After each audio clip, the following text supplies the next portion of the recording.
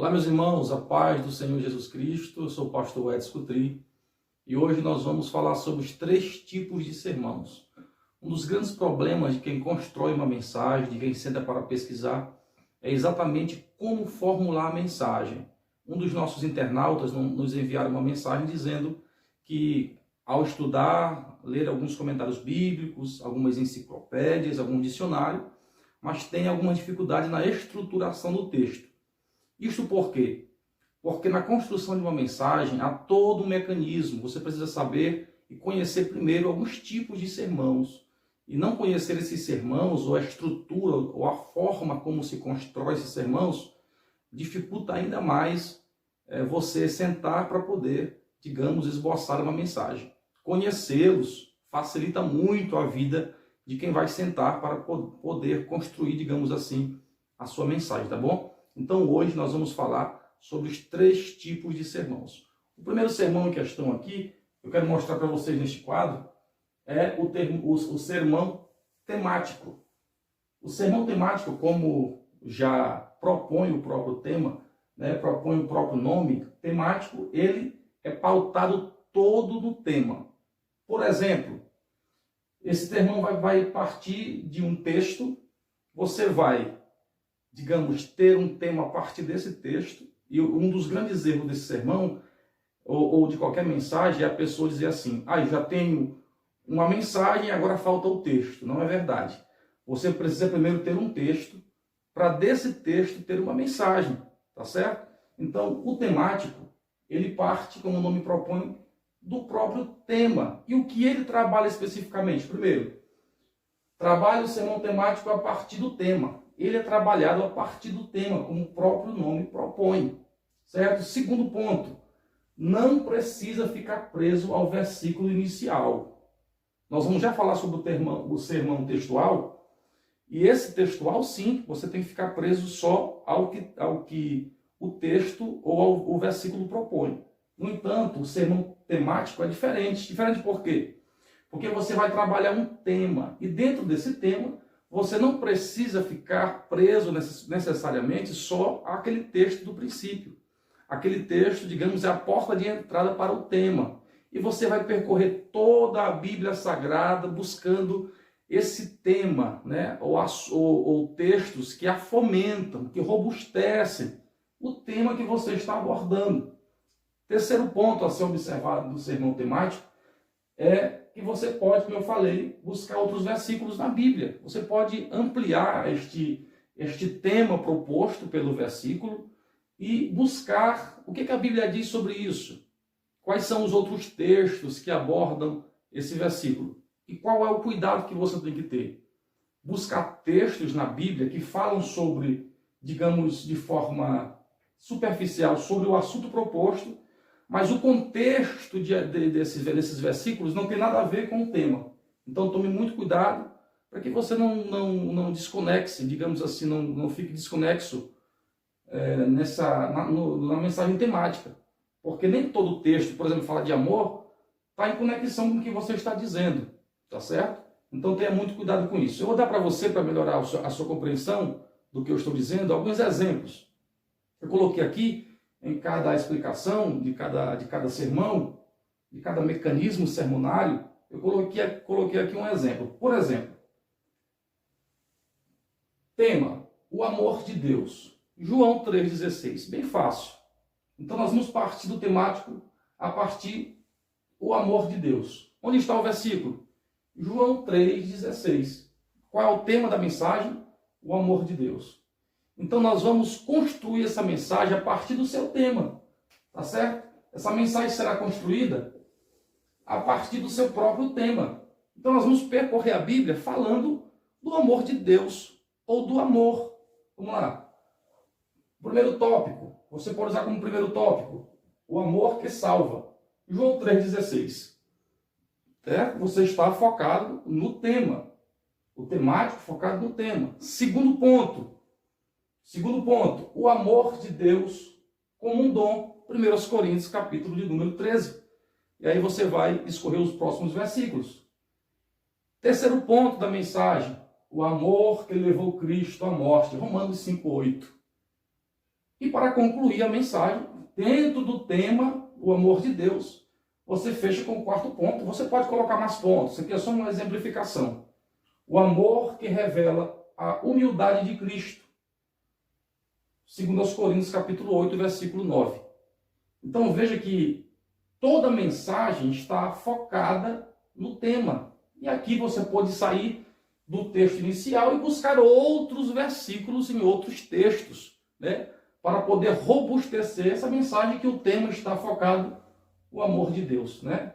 Nós encontramos o amor de Deus em João 3,16, nós encontramos o amor de Deus em 1 Coríntios capítulo 13, nós encontramos o amor de Deus revelado em Cristo a partir da morte dele em Romanos capítulo 5, versículo 8, e nós encontramos finalmente o amor de Deus que revelando a humildade de Cristo em 2 Coríntios capítulo 8. Então entendeu aqui? A mensagem temática está voltada para o tema, né? Voltada para o tema. Agora nós vamos partir para a segunda forma de construção de sermão, que é o textual. Aqui já há uma diferença da temática. Por quê? Porque a mensagem textual, ela utiliza apenas um versículo como base de construção da ideia e do pensamento do que você vai extrair de um texto, tá certo? Você vai ficar, ao contrário do temático, que você pode sair por ali buscando na Bíblia outros versículos relacionados ao tema. Na textual é diferente. Por quê que na textual é diferente? Porque você vai buscar recursos apenas no que o texto diz. Um só versículo vai estruturar toda a sua mensagem, tá certo? O próprio versículo que foi ali, digamos, escolhido por você, nele já contém toda a estrutura do sermão. Veja bem, segundo, extrai-se as ideias e visões principais do sermão, aliás, do versículo, do único versículo.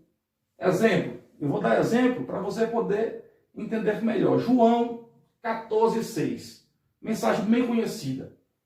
Tema, Jesus é. O tema é, Jesus é. O que é que diz em João 14,6? Jesus é o caminho, Jesus é a verdade, Jesus é a vida. Veja bem, então, só nesse versículo já está toda a estrutura do que você vai pregar, tá certo? Então, qual é o tema da mensagem em João? Isto é como exemplo. Jesus é. Jesus é o quê? Primeiro ponto, o caminho que leva a Deus. Jesus é o caminho. 2, segundo ponto, a verdade de Deus aos homens. Jesus é a verdade. Terceiro ponto, a vida eterna. Jesus é o caminho, a verdade e a vida. Então, só o próprio versículo vai entregar para você toda a estrutura do pensamento da pregação, né? Toda a ideia da pregação vai estar estruturada em apenas um versículo. E você vai concluir como Jesus é o único caminho. Aliás, Jesus é o único acesso legal ao Pai. Ninguém vem ao Pai a não ser por mim. Tá bom? Então veja que a construção de todo o sermão textual está apenas em um versículo. E o próprio versículo traz a ideia central e os tópicos que você vai descobrir. Tá bom? Então vamos partir aqui para a conclusão. Porque, digamos, nós estamos diante agora da mensagem expositiva, que dentro do contexto da pregação é a mais usada. A mensagem expositiva, primeiro, ela precisa deixar claro a mensagem que o texto quer passar. Qual é, digamos assim, o mecanismo do sermão expositivo? É a leitura, a explicação e a aplicação. Você não vai dizer mais, nada menos do que o texto, qual a mensagem literal que esse texto quer passar e qual a aplicação prática eu posso extrair desse texto. Então, a mensagem expositiva, ela requer uma pesquisa histórica, uma pesquisa, digamos, antes e depois. Algumas perguntas serão feitas para a mensagem expositiva. Por que ele escreveu aquele texto? Para quem ele escreveu aquele texto? Que mensagem queriam passar ao escrever aquele texto? Então, tudo isso serve como introdução para a sua mensagem. Precisa deixar claro a mensagem que o texto quer passar. Né? Ao contrário da textual, que você fica, digamos, bitolado a um versículo, a expositiva, eu posso dizer assim, que ela é a textual em uma macrosfera. Por quê? Porque ela vai, já que a textual esboça um versículo, explica um versículo, a expositiva vai explicar mais versículos, um contexto por inteiro, tá certo? Segundo ponto, a expositiva analisa o contexto, traz a sua aplicação prática ao ouvinte. Você precisa de uma pesquisa mais minuciosa. Em que tempo foi? Para quem foi escrito? Por que foi escrito? Que mensagem eu posso extrair disso para os meus dias? Certo? É preciso uma análise exegética do texto, uma pesquisa minuciosa, versículo por versículo. E aqui eu concluo trazendo um exemplo de mensagem expositiva. É um texto bem conhecido, Lucas, capítulo 15, especificamente na parábola do filho pródigo. Tema, a parábola do filho pródigo. Como é que eu posso fazer a introdução de uma mensagem expositiva? Por exemplo, explicando por que Jesus está contando essa parábola. Veja que antes, ele já está contando outras palavras, outras parábolas, de outras coisas que se perderam. E ele conclui com a parábola do filho pródigo. Que mensagem Jesus está querendo passar com estas parábolas? De coisas que foram perdidas. A quem Jesus está pregando? Por que Jesus está contando essas histórias? Quais lições nós podemos tirar dessas histórias? Então a mensagem expositiva, ela é mais minuciosa. Ela vai trazer aplicações que precisam de uma pesquisa mais profunda, tá certo? E como eu posso fazer ela? Primeiro, introduzindo o seu contexto. Na introdução, primeiro ponto, eu posso dividir ela assim, um exemplo. Que mensagem eu posso extrair de cada texto? Qual análise eu posso fazer? E aqui eu trouxe para vocês uma análise, digamos, bem superficial desse texto tão conhecido. O pedido antecipado da herança. Primeiro ponto. A partir do pedido da herança, eu posso criar um subtópico. Né? Que é um subtópico? Algo que está relacionado ao tópico. Né? Primeiro ponto. O pedido antecipado da herança. Subtópico. Letra A. Isso mostrava o desrespeito pelo pai. Pedir a herança de forma antecipada era um desrespeito ao pai. B, o segundo subtópico, é uma escolha sua ficar. Né? É uma escolha da pessoa ficar. Do filho poderia escolher ficar ou não, ele resolveu ir. E C, que é o terceiro subtópico, o pai não obriga ninguém a seguir as suas regras. O pai podia dizer, não, agora tu vai, segundo as regras, o filho mais velho que recebe a primeira herança, então espere, cumpra as regras. O pai não obriga ninguém. Você pode pegar tudo isso, lançar para quem se desviou da igreja, dizer, olha, você deixou sua herança. Olha, foi escolha sua sair da igreja. Deus não obriga ninguém a ficar na igreja.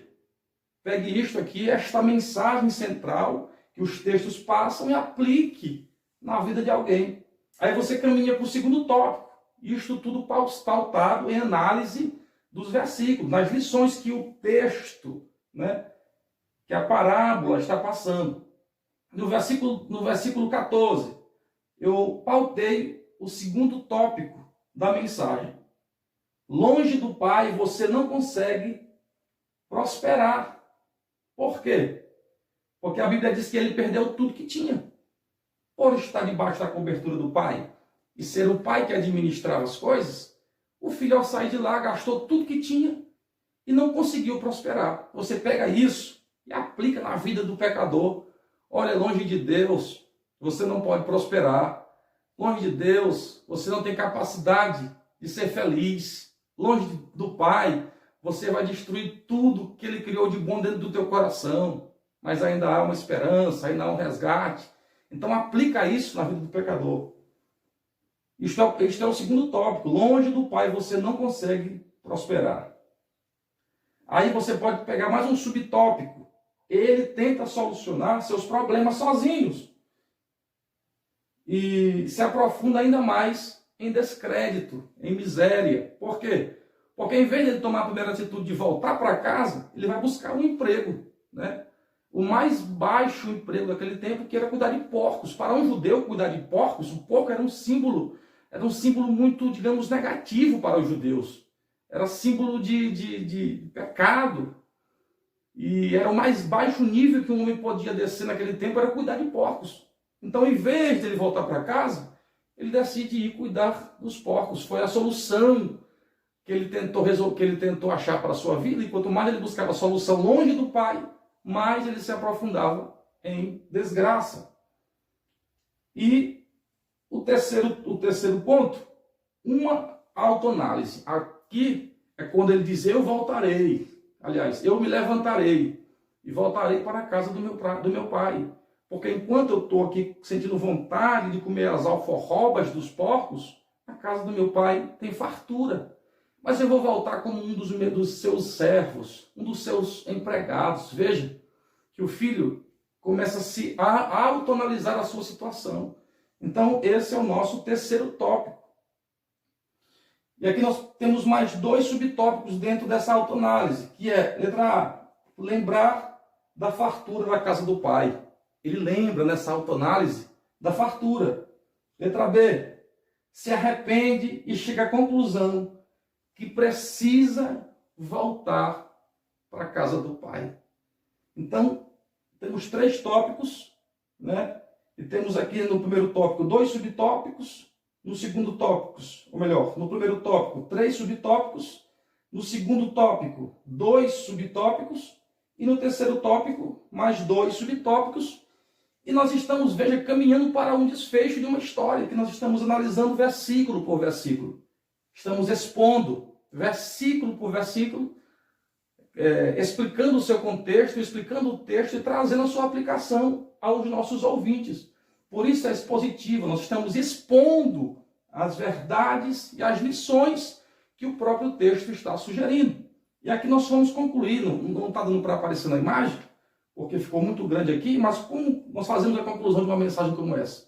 Mostrando ao nosso público que apesar do filho tomar, digamos, 90% da narrativa, ele que pede herança, ele que sai de casa, ele que gasta a sua herança, ele que tem vontade de comer as alforrobas, ele que faz a autoanálise, mas conclui dizendo que ele não é o personagem principal da parábola. Por quê? Porque a Bíblia mostra todo esse estado de calamidade do filho para caminhar para o tema central desta parábola. Qual é o tema central dessa parábola, pastor? O amor do pai. Então o tema central, você pode concluir aqui, o tema central desta parábola não é a desgraça do filho, o declínio do filho. Não, é o amor de um pai que, mesmo tendo a oportunidade de castigar o seu filho, de humilhar o seu filho, de debochar do seu filho, de maltratar o seu filho quando voltasse, o filho é surpreendido com o amor do pai, que esperava ele na porteira, de braços abertos, com um anel novo, com uma sandália nova, com uma aliança nova, com uma roupa nova, com um sapato novo, com uma sandália nova e com uma festa, né? Então, o filho que voltava em declínio estava surpreso com tão grande amor. Então, você pode concluir essa mensagem mostrando que o tema central não é o filho, é o amor do pai, né? Então, esta é uma mensagem expositiva, que você expõe verdades que o texto próprio diz. Aqui não é uma criação da sua mente.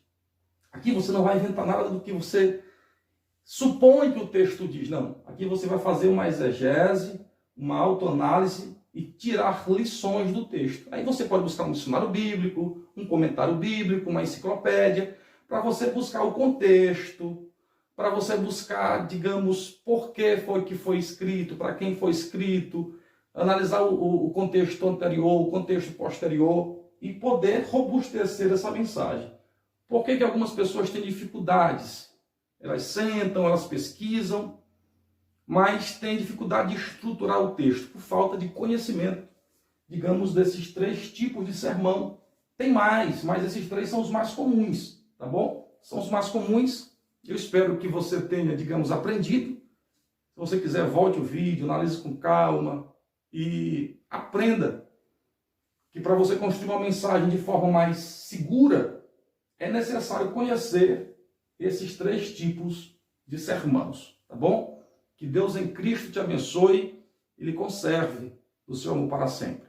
Que a graça do Senhor Jesus Cristo, o amor de Deus o Pai e a comunhão do Espírito Santo seja com todos os nossos irmãos que assistiram até o final esse vídeo. Se inscreva no nosso canal para que nós possamos alcançar mais pessoas e abençoar mais vidas.